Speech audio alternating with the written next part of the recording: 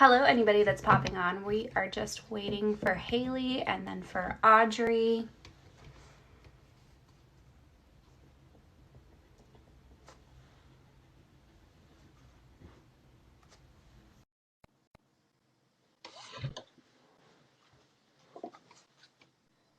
Hello. Hello! Hi. Hi, we're just waiting on Haley. This is so weird. It's like every single time I log on to do this, I swear there is, it's like laying out, the layout is totally different. I don't know. Yeah. This is honestly my first live on TikTok, and it'll be Is my it? first live on Instagram too. Yeah. Have you gone live? Oh, you requested. Hold on. One of your friends is live. I don't know what this thing is doing.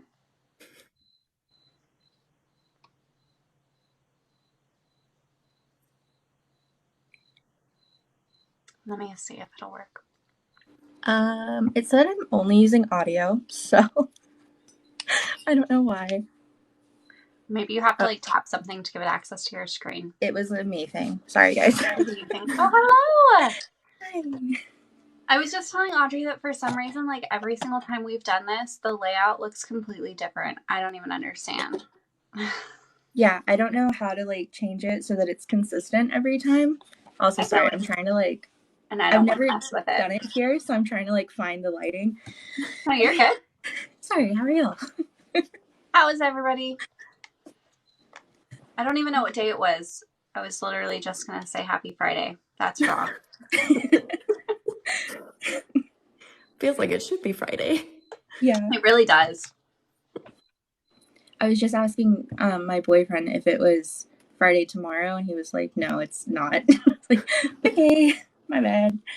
Audrey, do you write full time? Or do you work as well? I work. I go to work. Yeah. Yeah.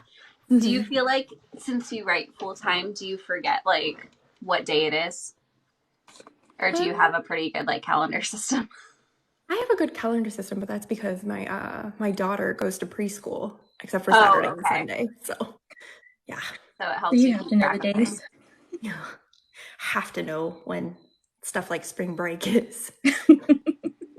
It's funny because I have so many calendars around my office, and I have the intention of being super organized, but it doesn't happen. My calendar probably still says it says August of last year. Don't. I bought a planner this year to try to get organized, and it just hasn't. I mean, it's been kind of used, but not enough. I don't know. It's okay. Mine is the same. I spent so much time looking for the perfect planner, just swearing up and down that once I had the perfect one, it was gonna be what changed everything. It didn't. It's never been used. It's okay. I used to be pretty good about planners, but now I think since we moved, we were living in northern Florida, and now we're in central Florida, and since moving, I feel like it's just gone. It's so funny. I don't know. I've gone in waves too about being really good about stuff, but now I'm just complete chaos all the time. Same. Normally we just hang out for a few minutes, wait for people to get the notification to pop on. We told everybody 6 o'clock, so we'll see. And I did not surprisingly, but surprisingly, I had a lot of people request for Instagram, which is understandable. Our Instagram does pretty well when we go on live there. It is hit or miss with TikTok, but also we've been trying to figure out which days work best to do this because, I mean, some people say weekends and some people say absolutely no weekends.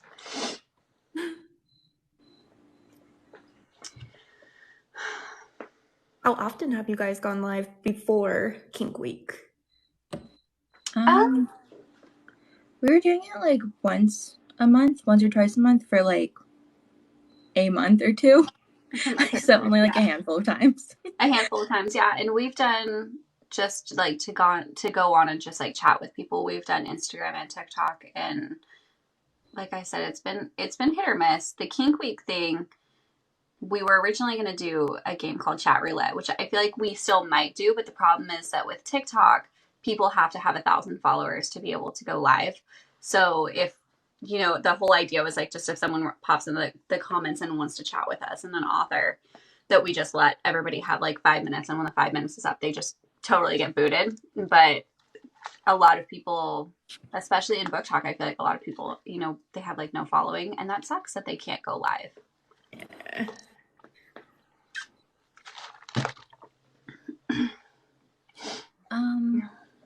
I don't know. I'm just awkward. I'm just sitting here. That's okay. We can just get started anyways. Let's see if people pop on or whatever. So like the whole idea with Kink Week is that part of it is education and just kind of like almost normalizing kink. I think like for a lot of people that they read kinks, especially like extreme kinks in books, and like obviously they get a feel for it, they decide if they like it or not, or if that's something that they're interested in. But a lot of times it doesn't come with like, hey, a lot of times it doesn't come with any like education behind it, obviously. But just kind of normalizing it, that like it's not just in books, it's not just fictional. It's totally, I don't know, normal to be interested in all of that stuff. Yeah. But also it's just really fun to talk about. So Yeah. And I think it's funny because we did Misty Walker last, and I have a feeling because we've had some requests for some other authors, and I have a feeling that the kink that the author chooses is never what we expect the author is going to choose. Like, I'm like really interested in the kink you chose. Like I'm wildly interested. Yeah, I was like very excited when you chose it because I was like, this is so interesting. It's so fascinating. But yeah, I don't know like a ton about it, so I'm gonna leave that to you. But it was just really interesting to look into. I meant to like, so like, I write about water.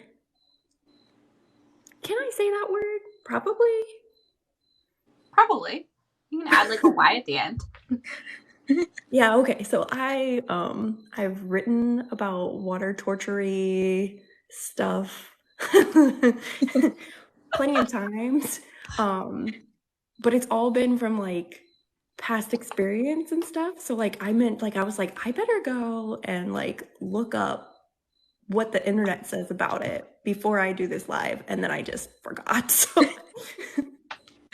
I mean, I think Haley and I both looked up on the internet. Yeah, you have to be like very careful with how you do it. Bex was telling me that she looked it up and it was just like a bunch of videos came up. So I was like, yeah, maybe we need to be careful like how we type it into Google. But it's just funny because I've done that too with other stuff. Yeah, I think it was just because it's to me, in my mind, it's more on like the higher end or the more extreme scale of like Buddhism. I don't know if we can say that word. It's so funny because like I've trolled and like looked at other people's lives, just random people like scrolling through the live center, and like they say all sorts of shit. They're cussing, they're talking about all sorts of stuff. Like I don't know. I don't know. I guess we just find out when we find out. But that maybe because it's more on the extreme end of that scale, and like it totally maybe to me it is just because it's not something that I'm like super familiar with. But when I was looking it up, I was surprised with the type of videos because I worried that they like, it was like I was on the dark end of the internet. Is where I was. Yeah, very much. It is but really the articles were interesting. Yeah, that's what I was gonna say. Just like reading about it is so interesting, and I don't know. Like, I don't know. I don't want to be personal, but like, have you tried it? Like, how was that experience? Is it terrifying? So, one of my biggest fears is drowning. Okay. So, and I used to be in a total power exchange relationship for several years, and that's what the top person like wanted to focus on. So like in the little graphics that you guys had put up, it had mentioned like dunking, and if I'm associating my experiences with that word correctly, then I've done that. And Yeah. and then for one of my books, I went to my husband and said, like, I've never done the type where you put a rag over someone's face and then just like get water. Waterboarding, yeah. Yeah. So can you help me do that? And I'll get the handcuffs. And he was like, yeah, sure. So I love that. He's like, absolutely, anything you need. yeah. I mean, and that just like takes so much trust. I think that's super amazing, and that's what's like incredible about like proper power exchange relationships. Yeah. I was like thinking about it earlier today to prep for this, and I was like thinking like, you know what? He was also the like top person was a lifeguard. So I wonder, I'm sure that like, not the same kind of drowning, but like I'm sure that helped with my comfort level, even if it was like in the back of my mind. That's You're super, like, he can save me. Super interesting. He has the qualifications. Yeah, he's capable of CPR. It's fine. Yeah, it's probably fine. I am a super claustrophobic person, so I have no idea how I would react. Like, I don't even like to wear socks. I feel so claustrophobic. So I don't know how I would react to something like that, but I'm also psychotic enough to like try anything once. So Yeah. You never know. That's like how I feel about the vacuum bags. Yeah. Like Have you done that once? What? Have you done that? Or is that's a limit? Okay. But I would like to try it once. Okay. Maybe for 10 seconds. For 10 seconds. See? Yeah. I don't even know what I would do. Lose my mind. Absolutely lose my mind, probably. I think it'd be fun. I mean, it's fun. It's fine. I think for me, like, just because I don't know, but then you talk, like, Audrey, you talk about, like, that's something that he wanted to, do you feel like that was something that he, like, wanted to work on with you? Is that what you meant when you said, like, that was something that he, like, really focused on? Is it, like, you overcoming that fear, or is it playing into the fear? Playing into the fear. Okay. Yeah. No, I couldn't fuck with that. My fear level and my anxiety level is like too tremendous. Oh yeah, I was like bawling my eyes out. Like every time we did it, I like sobbed. And like, like he was probably had like 100 pounds on me, and I was so like afraid of what was about to happen that I like bucked him off of my back. It was like super crazy. You don't okay, you don't have to like get into that relationship, but I'm super curious, like, because I'm still learning. Okay, this is something Haley and I have talked about and has kind of like crossed across like our King Talks, but like, okay, I also noticed you didn't refer to him as like, it's not like a dom sub. You said the person in the top of the relationship. Is that the proper terminology for you? I think at the time we did like property and owner. Yeah. And I think like now we have like not a great like end to our relationship. So like now I'm just like, oh, the top person. Yeah. Yeah. It's very interesting because like Haley and I have talked about how I think, especially in the kink community and with BDSM, that the more research that I've done, the more that I've like delved into those communities, the more I've seen that I think there is a lot of abuse of power in those relationships, and a lot of people who think that they're in those types of relationships, but it's not like done properly with safety and trust and things like that. But oh my god, where was I going with that? Exactly how my brain works. Just complete full stop right there, out of nowhere. That's like why our relationship like ended. Like we were really well synced, and then like our communication levels like just like didn't like plummet right away, but were like just gradually getting worse and worse. And like yeah, like we Yeah. broke each other's trust multiple times, and it just got worse and worse. And we kept trying to like cling on to like the TPE, but it just didn't work. So Yeah.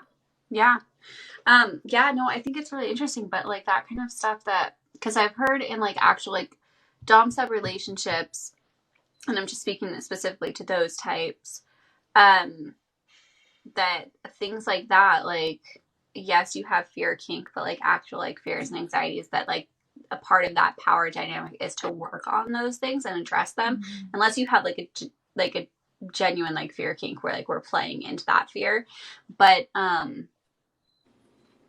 I think that it's incredible the amount of like to be in a relationship like that would be so incredible to me, like in my mind, because the amount of trust you would have to be able to anything in the BDSM or the kink, but like things like that, like the amount of trust you would have to have in a person. I don't know. I think it's really, really beautiful. I don't know if I personally would be able to like succumb to my fears because I think I would be passing out frequently from anxiety, but I would literally look like a fainting goat. But I do think that it's beautiful.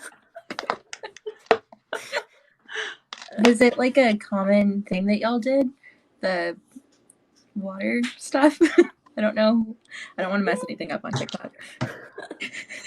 yeah, it was like definitely like a common theme for maybe about like a year, and then we like moved on to like different things or whatever. You were talking about like claustrophobia because I can get pretty claustrophobic, so he like got this like giant hardware box and like drilled some holes into it and then like locked me inside of it and like filled it up with water. Yeah. Yeah, my palms are sweating. Yeah, it was pretty crazy. So Did you? and like Oh, no, go ahead. Sorry. I just like remember like being in there and being like, because it's like completely dark and the water is so loud, and like anytime he messed with the chain, it was like super loud. And I was like, I know how far he's pushed it before. Like, is he gonna do it that far again? Right. And yeah, like I think I like shut down, so I didn't like cry at first, where I was like silently crying, and then as soon as he like stopped it, and it only got like I was in the fetal position, but it only got like maybe that deep, and then he like stopped it, but I like started like bawling as soon as we got out. So That is wild. Those are some like, do you feel like a lot of those experiences play into your books? yeah. Yeah. Do you feel like it? Like I would have multiple panic attacks doing something like that, but do you feel like? I mean, I don't know if you've had anxiety or if you have anxiety like before this, but do you feel like it has helped with that? Like you're in these really intense situations and you're kind of like, I was fine generally. You totally don't have to answer. We're like Yeah, digging if deep into this. we're like really going at you. It's fine. Sorry. Yeah, I only like recently started going to therapy maybe like 2 years ago, and all of this stuff happened in like my early 20s. So I want to say maybe it helped, but honestly, I don't know. Maybe it made it worse. Yeah. Yeah. I think, yeah, because all of those reactions where I was like sobbing out of catharsis could have very well have been a panic attack, and I just didn't know what it was, Yeah. So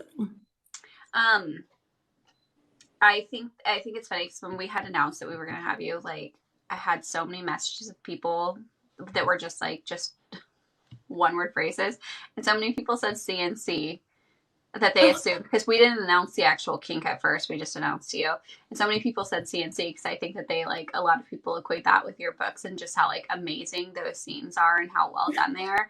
But I also received a few that said glory hole. And I do know what they're talking about, and I was like, yeah, we'll definitely have to talk about it. we'll definitely have to chat about it. That's a really Glory holes is something that I hadn't like. I mean, I knew what they were and I've seen them, obviously. But it wasn't something that I've like read about significantly. I don't know it's done that much in books, or maybe I'm just reading the wrong books. But like, dude, those are hot. That's like the idea behind those is super hot. You have it in one of your books too, right? Mm-hmm. I can like I see the did. cover in my head. Yeah, Power Struggle. The research I did for that was a blast. That was a blast. Those Europeans are freaks. Like, just tell you, the amount of like not in a bad way, like a good way. Like they just that's where all like the good content lived when I was researching that. I don't know if it's a more common thing over there. Or again, like I'm just not. I'm sure it's super common here too, like in the United States. Maybe I'm just like looking at the wrong places, but yeah, very very interesting. But like in my book it was like a true like glory hole in a sex club. So, but in yours, do you have it in multiple? Like it's Hitch that I've like had quoted to me repeatedly, and I'm like, dude, that's so hot. Like, is that I love that scene. You've written it? What was that? Is that the one scene you've written it, or have you had it in multiple books? No, just in Hitch. There's 2 scenes within Hitch, but that's it. It was like inspired by my husband. So Wait, what? yeah. No, we just like I feel like I've always just been like over the top like about everything alternative in that fashion. And so like yeah, that one like came up multiple times during our conversations, and then I was like just like laying on the couch while he was like playing with my hair or something, and I was like, I'm gonna write a book and it's gonna have glory holes and these dirty things that he said in my ear, and I'm gonna dedicate it to him. I love that. That's awesome. He's and then I said like, okay, like you have to read the book now. So he's read like 9 chapters of it so far. I loved that video that you posted of him like reciting, like talking about it. I thought it was so cute. I loved it. I love y'all. Yeah, he's so sweet. Does he read all of your books, or was it just that one? Oh, so when we first started dating, he read like everything I wrote. And then once I started indie publishing, I said, I'm publishing way too fast for anyone to keep up with me. So don't worry about it. If I find a book that I want you to read, I'll tell you. And so that's Hitch. Yeah. Yeah. You're like, this is the one. That's what I need you to do. What about you two? My husband doesn't read my books at all. My boyfriend has read scenes of books, but he hasn't read like the full book. But I mean, he's not much of a reader, so it's fine. And mine loves to read, but I don't know. We've tried to dissect this before. I don't know if it's that he like. I've asked him before. I'm like, are you afraid that you're not going to like it, and you're not going to be able to tell me like, hey man, this just isn't for me. But I've also just given him the out. Like, it's not a big deal if he doesn't want to read them. I've read him like sex scenes and stuff like that, but yeah, I don't know. I'm like, dude, I get it. Although also like I significantly write reverse harem, so like it's about like 3 to 5 men. Like I'll do it in one girl. Like I get it. This is not our normal life. I read Jake, or I had him read I have a hand necklace scene where she like ends up passing out, and he read that one. He was like, I cannot believe you wrote this. I was like, yeah. And he's like, I can't believe people actually read this. And I was like, yeah, like it's pretty popular. Like this was pretty tame. I've read like certain things that like I think especially when it's like the male character just has, I mean, hi Caitlin, like without completely like, well, I don't know, this is outing my husband, so I don't know what I'm even talking about, but like that like he's read certain scenes, or I've read him certain scenes where like the male character is just like has a completely filthy mouth, and he's like, women don't they don't want you to say those things. Like, no, they do. Like, absolutely. It's like, they don't want to be called that. And I'm like, no, they do. For sure do. And then I was talking about it in our last live because it just happened to be that day. But that I have one of my books is like heavy on breeding, and my dad came over and he took the book home with him, and I was like, please don't. And he texted me, they just don't want to ask it. He texted me this past week and he's like, oh, I'm on chapter 8. This is so good. And I'm like, oh God, like I don't. I told him, I was like, if you're gonna take it with you, like just keep it to yourself. I don't want updates. I don't want to know if you liked it. And he's like, I want to support you. I'm like, no. Support me silently. I don't want to know.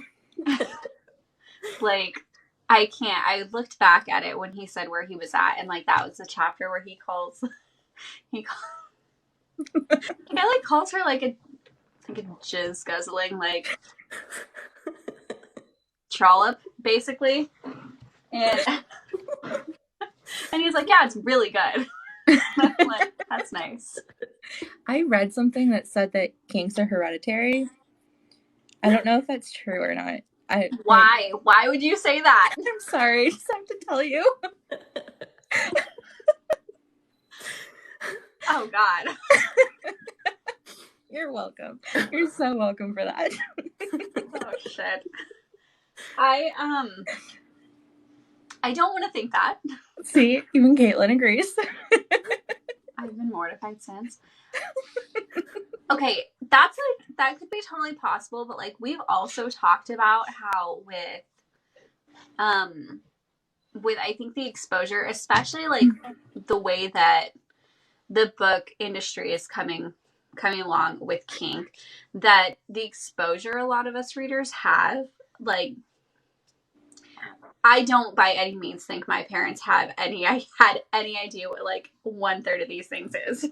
Yeah. The exposure that we have to things now is, and then the access to the internet, like Audrey dropped what her kink is, and like I was immediately like neck deep in tremendous amounts of research. My mom would have so many things to say about that. Does your family read all of your books or any of your books, Audrey? What's funny is my dad has read a couple of my books, but I like told him I don't want to know what you think about it. And he was like, okay. So he read one of my books and he didn't say anything about it. And then like maybe a year later, he's like, okay, if I'm going to read more of your books, which ones do I read? And I said like, well, this one's the most popular for this reason. And this one is the one that I think is best for dad and blah, blah, blah. He's like, okay. And then he like very slyly like mentioned reading them, but then like didn't say anything else. So I have no idea like his thoughts on it or anything. No. Whereas like my mom, we went on a family cruise a couple months ago, and when we were like by ourselves, she's like, you could be using this time to explore things with your husband. It's like mom, like, do you really have no idea? Like you like almost all of my like TikTok posts. Like I don't like we explore a lot. Like you're good. It's fine. It's very sweet, but I love that. Whereas my dad just straight up like looked at us across the dinner table and was like, so where do you learn about these things? And then his girlfriend was like, is it from like do you practice at home? And I'm like, shut up. Stop it. Oh my God. Need to be happening. My dad always tries to like nicely ask me if I'm gonna write something without smut in it, and I'm like, no, I'm not, sorry. But he's like, I just want to read something that you've written. Like, well, you technically can. You just will read some sex and it's fine. Like, he could do like my mother-in-law. I still don't believe, like she says, because I talked about this last time, that we got her a Kindle and immediately she was like, put all of your books on. And I was like, oh, like I've avoided this for years. Like seriously. And she she had been texting me updates of where she was at in all of my books, but she literally every single time, even still, like she texted me last week to remind me that she was skipping all the sex scenes. And I was like, are you really, like, this last time I was like, you're really digging that point. Like, are you really? Yeah. Or do you just not want to tell me? Although I could understand the language that's used in those scenes, her being aghast. Like, just absolutely mortified. I know my mom was like pretty she doesn't like criticize my books, but she'll say like, I don't love that he calls her names, and I'm like, sorry, like that's what sells. It's hot. Sorry, Mom. It's super fitting of their characters. Like, we just can't avoid that. I'm like, but then he called her pretty after. It's fine. Yeah.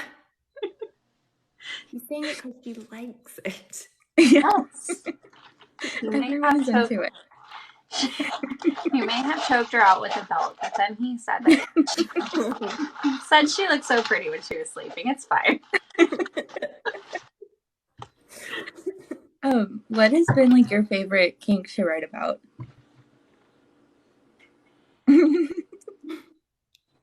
I think Somno. The good That one. one's fun. Yeah, that was really good. It's a very good one. Yeah, because I think that. So I think like all of my books have always like pretty much been DC, but it's only recently where I've like started trickling into the NC stuff.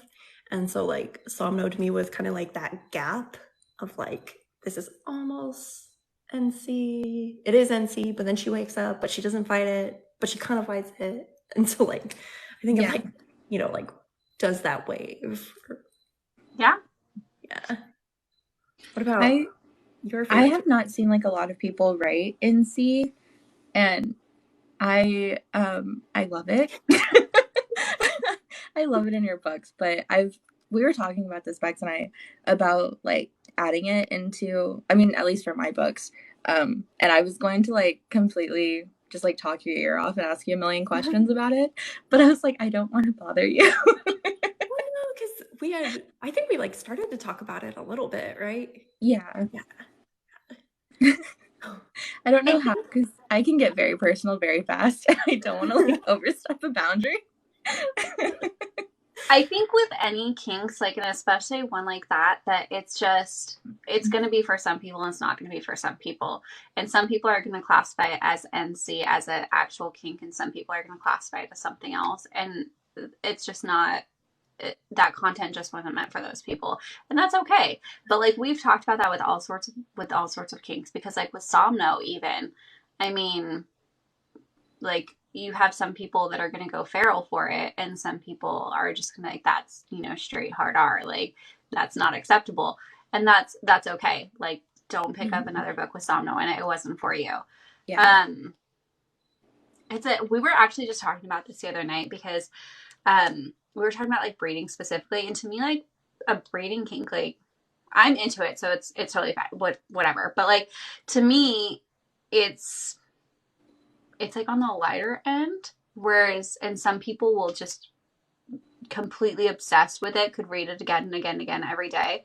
But some people are like hardcore, absolutely opposed to that. And I'm like, you know, you just write what you're gonna write, and the right people will find it.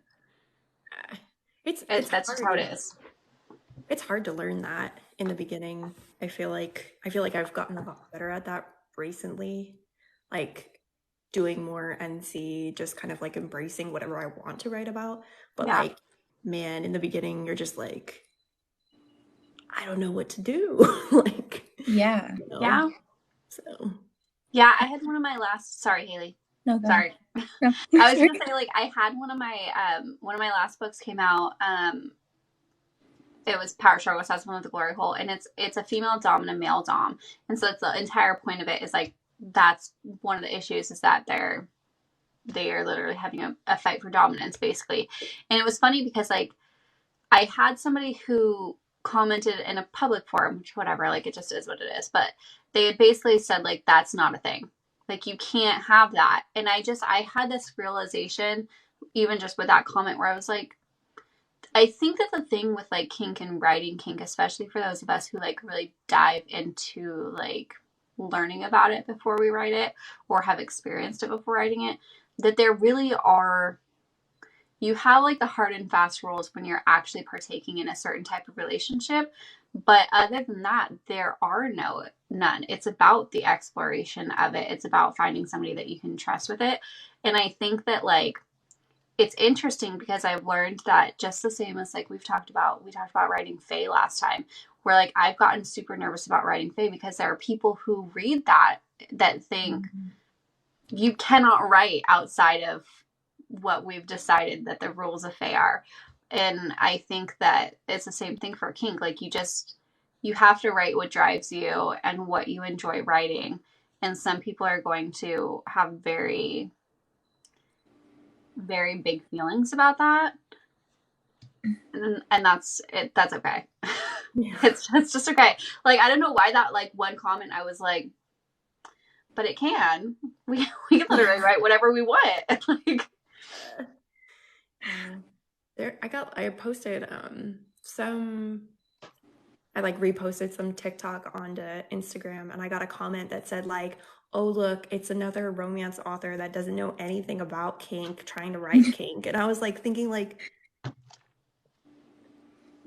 well, I actually, mean, yeah, like from the time I was 18 till 26, I was pretty hardcore about it, so I do know. But yeah, it's just I think like yeah, there's like it's so interesting because the rules of like how you can write kink from the kink world versus like what romance authors do, it's like so like yeah, they do come from my books. So. have you had a lot of that, Audrey? I was just reading her comment. Like a lot of people, just because you do write things like what you like the content that you write, have you had a lot of people come at you with like really strong feelings? Yeah, it's mostly just like in 1-star reviews. Yeah. If somebody's like making a comment on like TikTok or Instagram, I will just like delete it because I used to just leave it and just ignore it, but then I would see like people defending me and my books and then like it turning into a whole argument, and now I'm like, nobody's got time for that. Let's just delete it and block this person. Like Yeah. we don't Yeah. need that. So, but when it comes to reviews, you know, I'm not going to delete a review, but Yeah. just like I think very recently I've like really started to understand, okay, that just means my books are not right for that reader. That's all it is. So. Yeah. Yeah. And I think it's like hard as an indie author too, because you're so like connected with readers all the time. So you can't ever really escape the critique, because even if it is on a platform like Goodreads or Amazon or something, like it'll still follow you to Instagram, TikTok, like to your DMs and stuff. So I like it's just there's a lot. It's a lot. Yeah. Yeah, I was just telling Haley, like I try really hard to not read reviews, and I think it's a hard thing as an indie author, and I know that authors and probably get to a point where they just stop, but like a lot of us read it for that, even if it's a small fraction or whatever, for those like higher stars or the not the higher stars, just the people who really liked your book, so we're really there for it, because that's, I mean, at the end of the day, that's who we're writing for, even if it just makes an impact for one person. It's like it's nice to see and to hear those things, especially if you're like doubting yourself as a writer, but like you can't. I have like masochistic personality, so like I can't not go to the 1 stars. But Haley and I were talking the other night on FaceTime, and I was reading one of them, and I actually I laughed for just how hard a person went, because it's a book, and I'm like, it's a book, but I get it. Like I'm happy that they're emotional for the book, but how hard they went for hating it. But the comments again, like the longer that I'm doing this, the more I'm having realization moments where like I was reading the specific things that they hated about the book, and I was like, for every single bullet point that she made, somebody else has said that they like significantly loved those things. So it just, I was telling Haley, I was like, yeah, like I'm just really realizing like it it's literally not for everybody. And I think that our job as an author is just to figure out how to get it into its right community's hands. Yeah. I think part of what you guys are doing with like Kink Week is gonna like help with that, right? Like people can talk about it and then kind of explore it, see what it's like, read some books about it. Yeah. I also think it's interesting how, because like I also read a lot and I have learned what I do and don't like in books, and very rarely, if ever, has it actually been like a kink that I didn't like. I don't think I've ever read anything where I wasn't like, oh, well, that's at least interesting. I struggle with like severe angst, but that's because I'm a very anxious person and I will like get sweaty and like throw my phone. So I like tend to stay away from books that I know are gonna like totally fuck me up.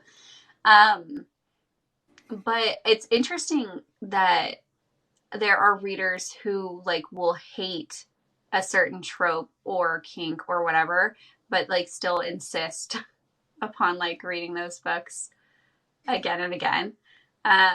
Like, and the breeding one is one that really gets me because there are people that have like very, again, like big feelings about breeding kink, but they still will read a breeding kink book and be like, I literally hate that she's pregnant. I'm like, I mean, yeah, but I don't know. I don't know. It's a very interesting community.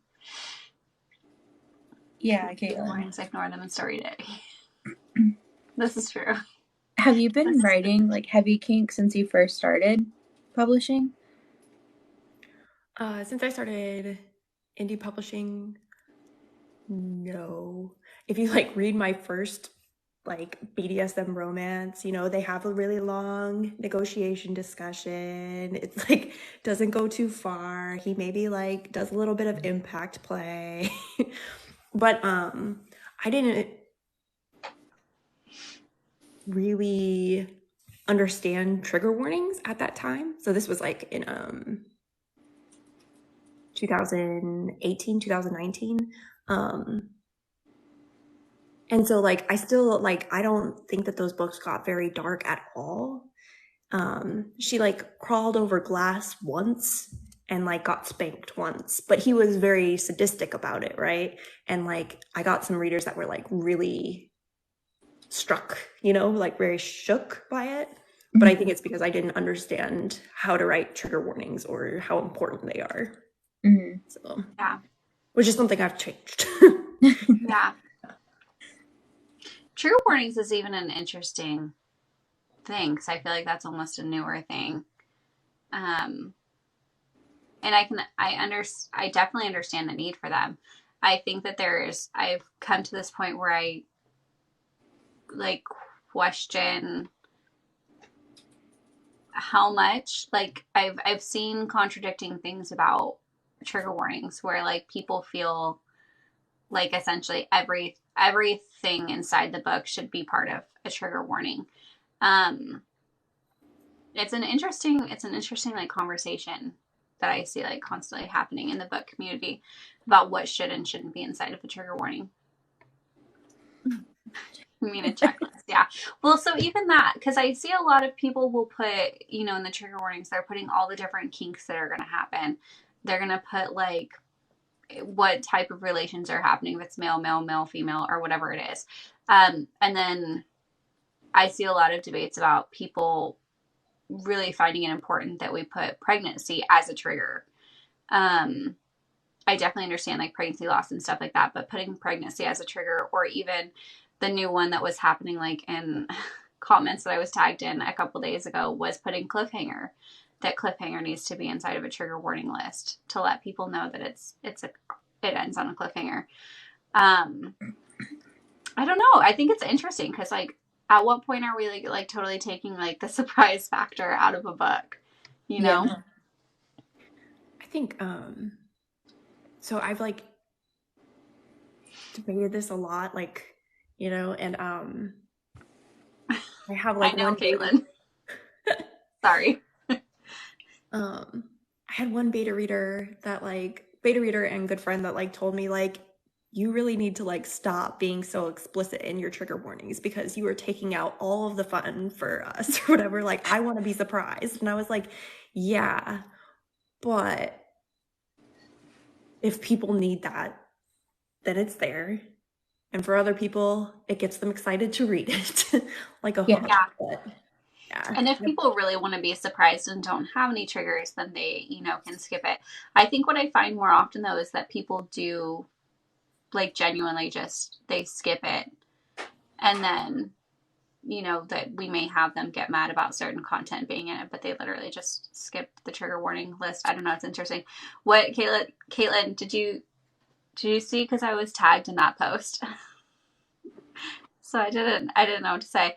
People, like, I don't know, I had this book come out just like last week, and somebody tagged me. Somebody put a post in a group and tagged me inside the post that they were mad that it was ended in a cliffhanger, which is fine. But then it was a lot of comments about how other people had read it and they were upset that it ended on a cliffhanger. And somebody had said that I did a bad job of not saying that it ended on a cliffhanger, but it says in the blurb and the trigger warning. So I was just like, I don't know. You can't impress everybody. Yeah. Did it really? Yeah, it says it in multiple places. And then at the beginning, I wrote like an author's letter saying, because it was originally going to be a 2-book series plus a prequel. And I wrote a whole letter saying how like I just wasn't ready for these characters to be, their story's not done. So it is that there is a 3rd book. But I wrote that in, the letter, the cliffhanger, and the blurb. And I didn't have it in enough places, I suppose. I don't know. It's very interesting. I just missed it, clearly. Someone did that with one of my books where she was saying like the triggers weren't clearly stated, but it's like on my website on the blurb and like the very first page when you get the ebook, it opens straight to the trigger warning. So I was like, you just skipped that, I think. Well, and I think also because I have seen this conversation happening like on Book Talk and stuff about trigger warnings, because like we talked about this last time about how there are a lot of pieces that I think that readers just don't understand, especially for those of us that do publish through Amazon, of the way that certain things get flagged about books getting put into dungeons and stuff like that. The way that different tags work, if like someone repetitively comments the same words, that can cause your book to get flagged with those words, and that by putting the trigger warning specifically inside of a blurb that's posted on Amazon, that trigger warning list can also get your book banned or blocked. And so I think it puts authors in a hard position. So I think like Haley and I both, we say on our blurbs like that you can check our website for the actual trigger warning list, which sucks for them, but like also otherwise our book could completely be, removed. And those books that they're specifically talking about, those books I already know have been put into like Amazon's tank, because I'm pretty sure it's the covers, which is interesting because like Amazon doesn't have specific rules about what you can and cannot have. I think the only like content rule that they have, what is it? It's about child stuff, right? Yeah. But they're like covers, like I've seen literally like pornographic covers and where it's literally porn, or like the titles are literally, I don't know. They're a very, very interesting place to exist in. Yeah. When you guys have your trigger warning inside the book and it says look at our website, do you link the actual website? I in do. the book? Yeah. In the ebook? Yeah. Oh, I was gonna say, do you not do it? I can't remember. Yes. It's I think that in my trigger warning note, it says to check the author's website, and then it has the website, but not in like an actual hyperlink. I guess I should do that. I didn't do it because at the back of the book, it has like all of my hyperlinks, but it just has it written out. But then again, but it says that also. Oh, wait. Are you talking about on the trigger list or the blurb? Just like your formal like trigger warning inside the book or Oh, wherever. I'm just wondering if there's like a direct link. there is inside the book. Yeah, I Because thought I've you been meant like on the blurb. debating whether or not to do that because I've been so paranoid about getting my books flagged that I'm like, well, if I link it and whoever's approving my book clicks that link and then they see everything, like I just like get so like worried that, you know, like the whole structure is going to come falling down on top of me. I didn't even think about that, about someone clicking the link. Thank you, I did Lex. not even think about that. Because one of my books got flagged. I don't know, it's been a few months, but it got flagged. I don't know why. I was trying to change the cover. And it was like locked for like over a week, and I had to like do the back and forth game with Amazon. But they never told me why it was locked. But that's why I stopped putting like full trigger warnings and was like check my website for the full list, just to play it safe. But I've never thought about Oh the no. link. I don't think that that's it. From what I understand, and I could totally be up ass mountain, like, but from what I understand, it's not actually a person that is approving your content or your book. It's a bot. And I don't know exactly what the bots are trained to like look for.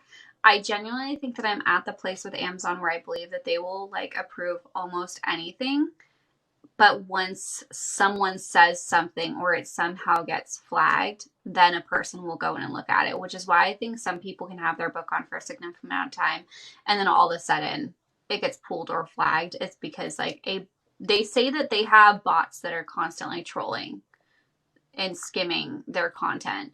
What they're looking for, I genuinely have no idea because from what I have seen, like I have read things on Kindle Unlimited that I've just like stumbled upon that are literally like CSA like hard R like romance stories Yeah. that are not, but and they're only like, you know, a 15-minute read or whatever, and I'm just like, what in the ever love is this? But I mean, they're up there, I guess, until they're not. So I don't know. I honestly don't know. Part of me feels that they're almost like trolling us to like to literally keep people on their toes and afraid to like mess up.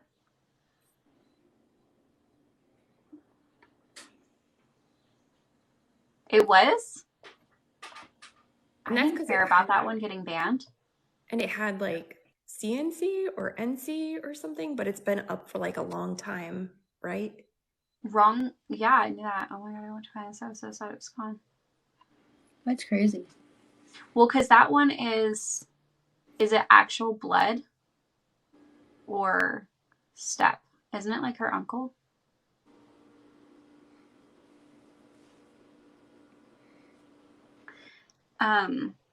No.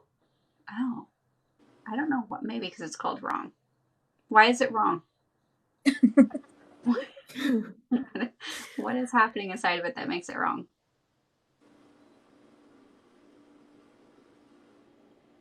Um, yeah, I don't know. I really don't know what their deal is. For a while, I wouldn't, and I don't know if I'll stick to this or not, but I wouldn't even put like the word, this like part of the female anatomy in the first 10% of my book because I was like, what if the bots like pick that up and then it gets my book flag? Like I get so like overly cautious with my like word choices. That's why it'll be member if something happens in the first 10%, and then like after that I'll switch to like the fun words. Really? I have heard people say that before, that Amazon will like flag you in the first like 10 or 20%. I think it's the 10%, like you said. But I've heard that before, but I haven't. But I have like read books on Kindle Unlimited that literally start off with like an aggressive like sex scene. Yeah. Yeah. And that's the thing, is I don't know Yeah. what. I don't either.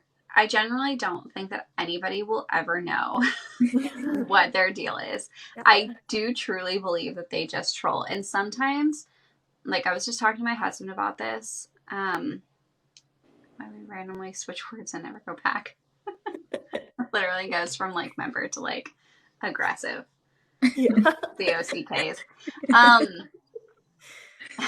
I was just talking to my husband about this and like the fact that like it seems that Amazon will go through waves of pulling like mass pulling content that while I understand that like yes that could just be the bots are all of a sudden catching on to some sort of pirating, I have seen it happen with like really big authors. Like there have been waves that happen with like people who have like a big following. Like that one that happened, like what was it, a couple months ago when like a bunch all got pulled and it was all because they were told that their content was on Apple. And but then within 24 hours, all of their content was restored. And part of me wonders if it's just to scare people into submission. Because if all of these big authors are talking about piracy and being afraid that their books are on another platform, then it would scare everybody else into not having their books on other platforms intentionally. I don't know. It makes me just wonder how sometimes they catch on, sometimes they don't. Sometimes they publish books that maybe they don't want to, and then sometimes they take them down. Like, there's just absolutely no consistency with it. I think it depends on like the person who you're talking to, because when my book got taken down, I talked to one person and they were like pretty like dead set against putting my book back up, and then I made like another complaint and somebody else took it and then they were like, oh yeah, and it like went up immediately. Yeah. So I think it's literally the person that you are talking to and dealing with, which is weird because it's a company, so you would expect them to have like the same thing across the board, but it's literally at that person's discretion. I don't know. I've had issues like not with like stuff getting taken down, but I've had issues with like other things. And even though we're like talking about the same exact case number and the same situation where like one person will reply and then I'll reply and then it'll be a whole different person and it's literally changes narrative every single time. And then I've gotten them on the phone before and the like I had one person, I was just trying to like link two books and the first person was like, I have no idea, I cannot help you, like just delete it and start over basically. And the next person was like, hey no, like I got you, like Yeah. just very quickly just like did it. I don't think that there's any communication happening over there. No. It doesn't make sense. It's like it's funny, but like not funny. Like you have to laugh about it. Otherwise, I don't know, I get annoyed. Otherwise we would all be having like panic attacks where we're rocking back and forth in the corner. Yeah. 100%. Okay, it's 7, so should we pop onto Instagram or what do you ladies think? I told people we would do Instagram, so maybe we should see if people are waiting for us. Have you done Instagram, Audrey? No. So this is my first like Oh, live. any lives? Yeah. Instagram is like very much the same. Like, which Haley, do you want to do it? Yeah, I can. Or do you want me to do it? Oh, it doesn't matter. Trying to mix it up. Haley will start a live, and it's just the same exact. Like, you just click on it, and she just adds us. Okay, cool. Super easy. All right. Do we need like a 5-minute break, or are we just ready to go right into it? What do y'all think? I'm good. I can take a break. I'm or I good. can keep going. I'm good. I have my variety of drinks over here. All right. See you guys in a minute. Yeah, I'm good. Okay, I'll start it. Bye, guys. Bye.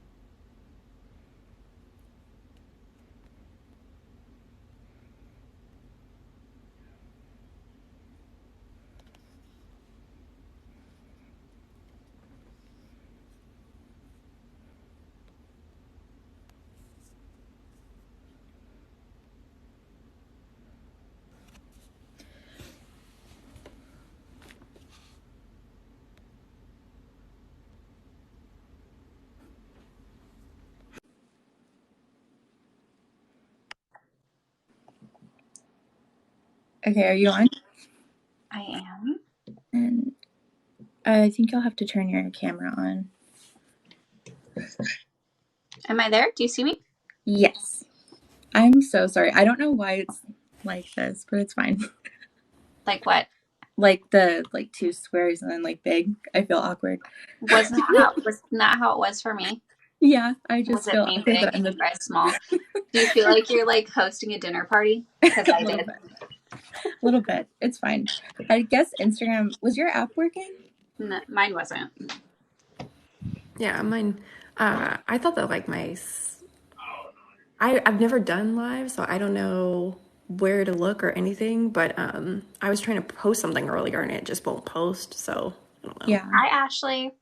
Yeah, no, I couldn't.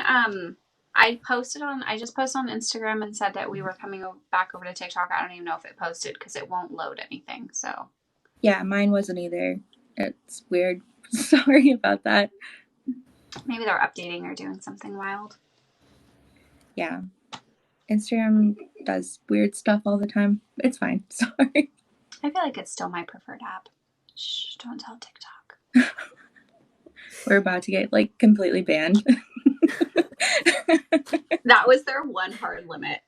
Yeah. Yeah, I think it must be. Maybe Instagram is like doing something or they're like crashing. Yeah. It's okay. Maybe people will like get on again. I don't know. It's fine. It's fine. Maybe since you're hosting, they're gonna be like, oh, let's see what Haley's talking about.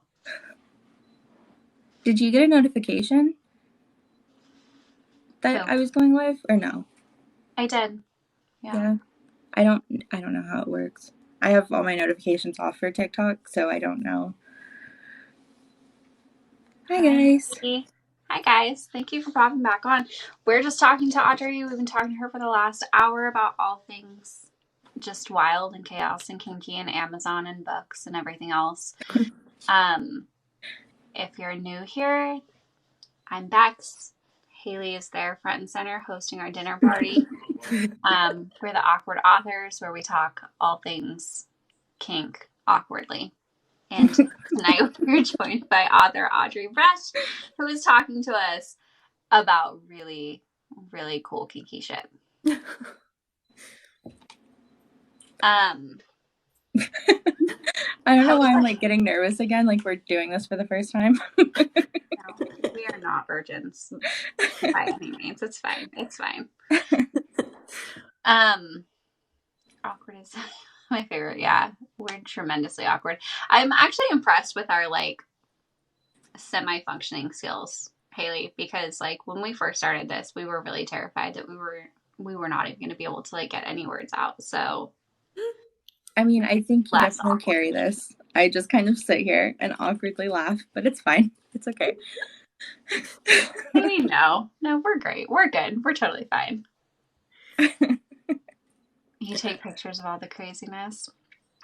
I know. I think that's really interesting. So the other day we were just talking about having. I'm sorry, my phone is now. I don't know. Maybe Instagram all of a sudden decided to work. The other night we were talking about having like a sex psychologist on to talk to, which I think would be really cool. I also think it'd be really cool to like have Ashley Summer Boudoir on to talk about taking pictures of kink because kinky photographs, because that's really hot. I just see the screen. I don't know what people watching. I used to do cam girl stuff, so that's like, you know, like self-loving on the internet, right? And like I'm way more nervous for this than I was ever with that. Really? That's interesting. Why? You don't have to answer that. I'm just like, why? Haley has absolutely no boundaries. She's like, tell us about your incredibly interesting life, Audrey. This just became a documentary. You sent us the like fun facts, and I was like, I literally just want to talk to you for like 6 hours and just learn your life story. It sounds so interesting. No holds barred. Sorry. I just like pulled out like the most interesting spots because now I'm a very normal, like, you know, mother married mother, monogamous.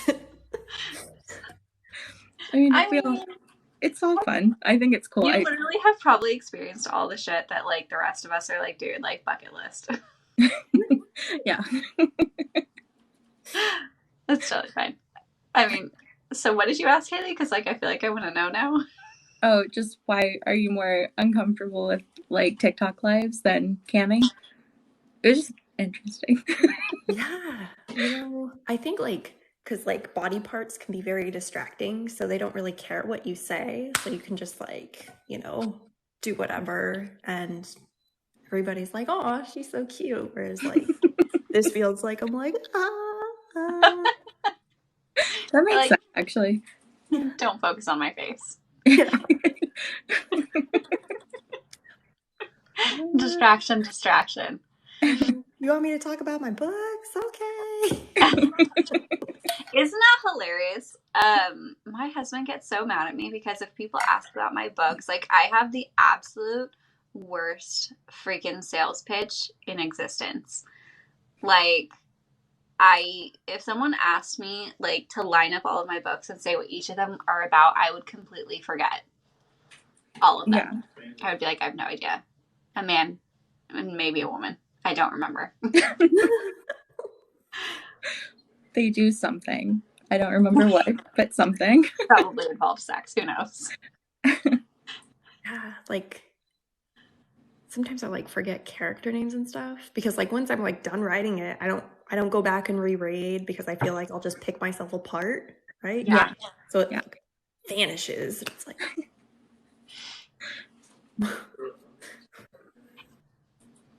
That's exactly right. It is. And it's funny that you say that, Audrey, because I don't go back and read mine either. I actually like significantly cringe when I read my books. Yeah.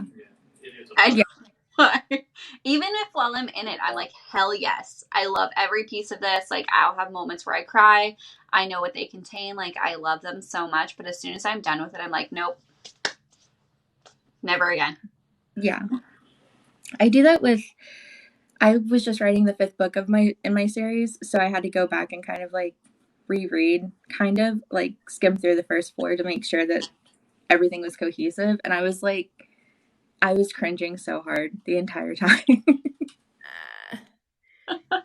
it's because yeah, you just like want to beat yourself up even if you did love it at the time. Yeah. Yeah. I had to have when I went back to write the second installment of one of my books, like it had been quite a chunk of time between writing them. Hello.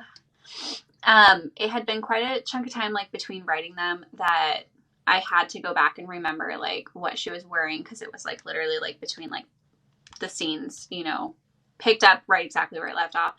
And I couldn't remember what she was wearing or anything. And so I started skimming and I was like, no, God, I don't want to go back. Like, because I will like question everything. Even the problem is like also when I write, like, 1, I'm a pantser, but 2, I edit while writing. Like, I will reread again and again and again and again until I'm completely happy with how I've like left that paragraph and then move on to the next one, which is why it's obnoxious. But so then by the time that I am done with it, I have read the entire book so many times that we're calling it a day. Otherwise I'll mess with it again.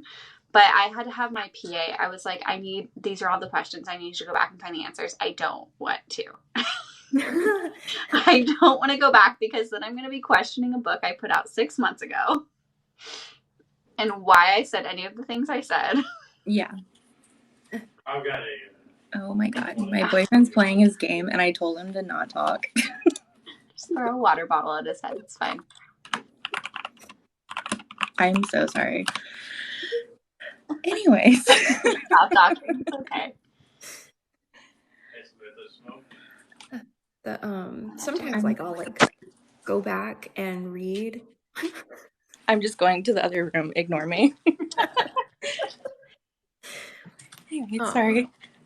Sometimes I'm like, yeah, like this is like, I can't believe, like, oh yeah, this is great. And then like most of the time I'm just like, no. And then sometimes people are like, oh yeah, remember when that one thing happened in your book? And I'm like, You're like, that happened? What? yeah, let me go use the search function and see. Yeah, that did happen. Do either of you ever feel like you like black out when you write? Oh yeah. Like you just get in that like flow and then you go back and you're like, wow. Oh yeah, I definitely like black out, especially like with spicy scenes. Oh my god, my fucking dog. Haley's having a moment. It's fine. We're totally fine. We're just hanging out. It's okay. I'm gonna let him out really fast. Hold on. Bex, take over, please. Yes. Do you black out during writing? I do. Emotional scenes.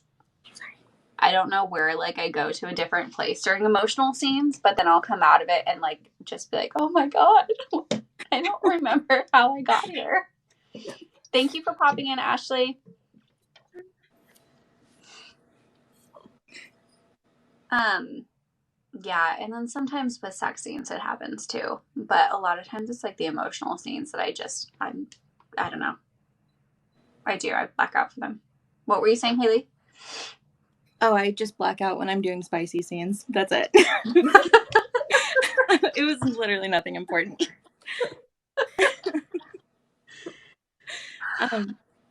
So earlier you said, Audrey, that you publish really fast. How many books do you get out a year, would you say? So when I used to be able to like put out a book every 4 to 6 weeks. I think like 2020 I was consistent with that. I think I had 12 books, but like maybe like 1 or 2 of them were like bundles or something, but the rest were new. Now, not so much. So, yeah. Hello, writer's block. I get that. I get to the point where there are so many different things that I want to write and so many different stories that I want to tell that I like overwhelm myself and then just do none of it because it's too much. Are you a pantser or do you like plot out your books and that's how you can put them out so quickly?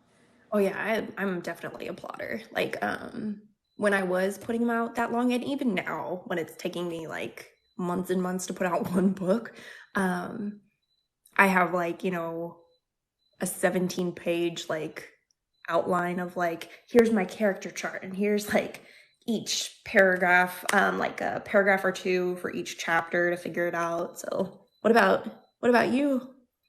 Oh, I am chaotic. I'm a pantser and will like rewrite the first like 25,000 words of my book like a million times. Oh, yeah, I mean, yeah, I just kind of go with it, and wherever it takes me, that's where it takes me. And then edit a lot, but I pants too, and I think that it's funny because Haley and I are doing a co-write right now, and we are plotting it. And it's funny because like the chaos that like lives inside my brain, it's difficult for me when I just sit down to like write a book or whatever. Like I have my Pinterest boards is typically like the first thing that I do. That's not true. Haley and I think we're the same. The very first thing we do for whatever freaking reason is make covers.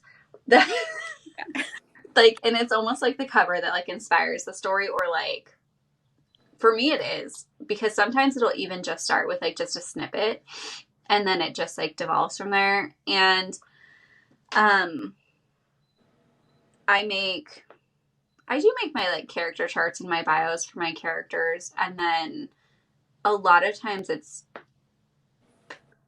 I can't not pants. Like it just, because even if I do a significant plot and like map out exactly what's going to happen in every single chapter, it will twist. It will change.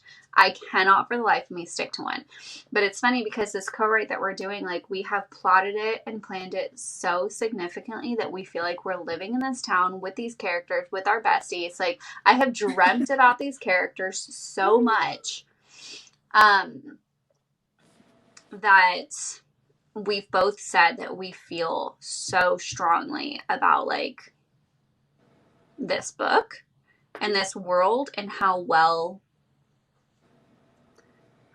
it's going to come out, that it may change me into wanting Yeah. to be a plotter. But it's, I don't even think it's just the plotting. I think it's how much she and I have volleyed back and forth and had that like person to like really like, hey, like this is gonna work or this isn't, or like let's switch this up, or like no, he's gonna be like this. Um, that I can understand why plotting works. I don't know. It'll be interesting to see if we can stick to our actual outline all the way through the end. I'm always interested in these discussions, so I know. once you guys do, I need to be here for the live when you discuss it. It's really interesting. Everybody's different processes whenever they go through writing, because it's like every single person that I've talked to is completely different, and it's, I don't know, it's interesting, but also I don't know. I know I'm chaotic, and I want to say that after we do this co-write, I'll turn into a plotter, but I also don't think I will. No, because while we're sitting here plotting these books, we are chaotically pantsing our other books. So that's Gotta be that balance. completely not. Do you write multiple books at the same time, or is it like a one book at a time? I'm like a one book at a time person. I was trying with this last book to switch off, but once I got into the swing of like one book, I was trying to like, plot my one book and then like start pantsing my like horror erotica. So yeah. That'll be interesting. I'm excited for that. That one hasn't come out yet. Is that one that you said that you're working on, a horror erotica? Yeah, no, I've only written like, it's a book that I started working on in grad school, but then it was like a short story in grad school, and then it's been in the back of my head of like how to change it into a whole novel. But yeah, I've been focusing on dark romance for so long that like I didn't think that there was actually an audience, and then TikTok showed me the light. So Yes. Yeah, I've actually seen like a lot of conversations about horror erotica. Yeah. And it's They're funny like, because I just told Haley last night when we were talking that if I had it in me to write horror, that I have all these like, but it's my anxiety that's talking, but I have all these like horror things in my head where I'm like, I could totally turn that into a sex scene, but like I would literally be like terrified that someone's behind me the entire time. I can't be scared. But I understand the pull of it. I think it's really interesting. yeah, it's like a dark romance without the AGA, guaranteed. So That would be fun.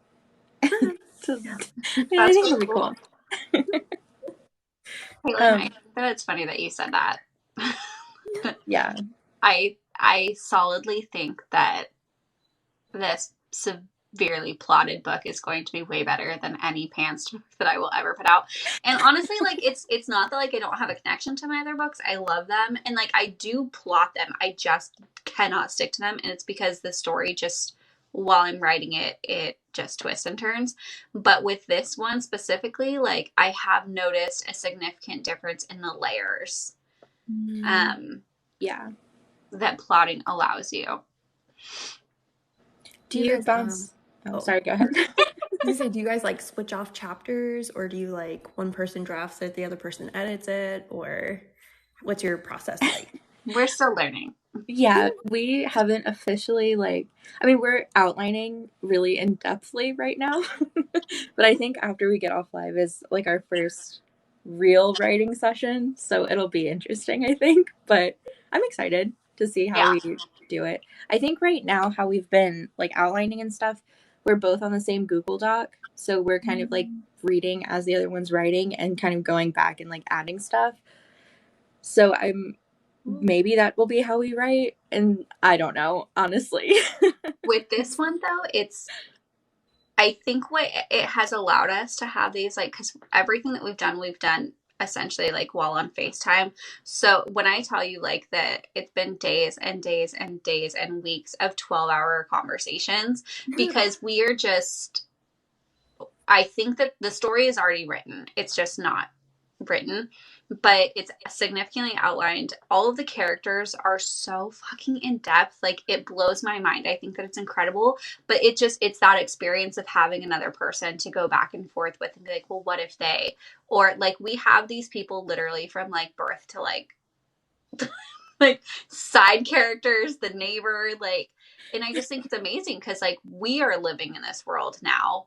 So I feel like when we do write it, like I was telling her, I think that part of it is for us is because people co-write in such different ways that I think we've almost like built it up to where we're like nervous, like to how exactly are we going to put this out.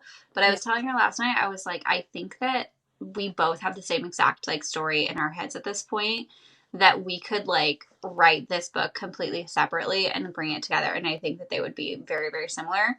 Yeah. So yeah, I think it's a very, very interesting process. Have you ever co-written a book or like wanted to, Audrey? I've got like loose plans with my friend Jenny Brady. But she is a pantser and I'm a plotter.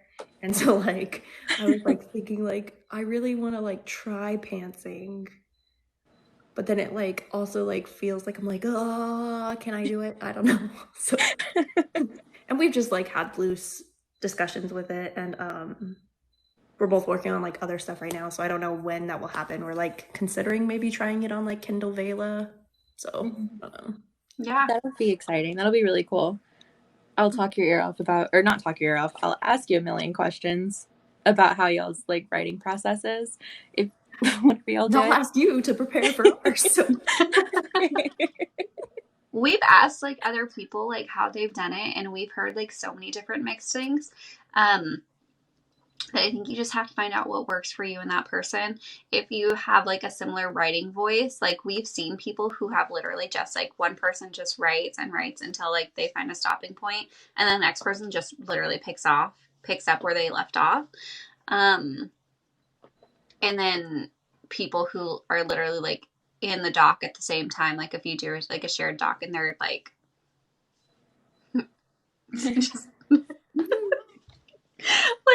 you're just literally writing the sentences like together, like spotting each other.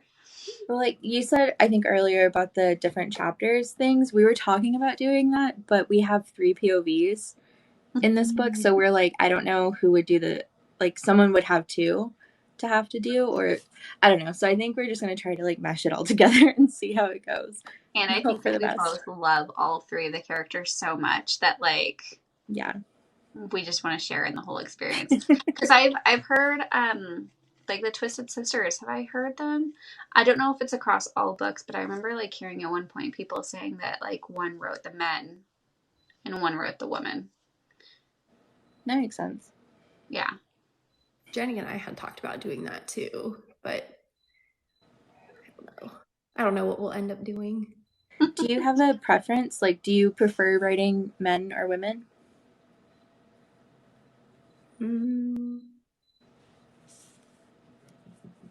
I think if it's like a spicy scene, I prefer writing the men. That's interesting.